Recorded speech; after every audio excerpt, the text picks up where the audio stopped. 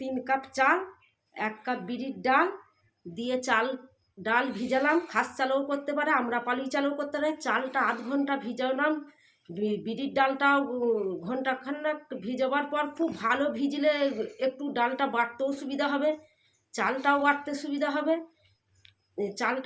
সুবিধা হবে। তারপরেতে শিলেতে বাটলাম, শিল্পেতে, কেউ মিক্সকে ইয়েতেও বাটতে পারে আমাদের পাড়াগাঁ। আর বেটে সেইটাকে গোল্লাটা থেকে পরিমাণ গুললাম। চাল ডাল 1 চামচ নুন চামচে করে নিয়ে গুলার পর তা দিলাম।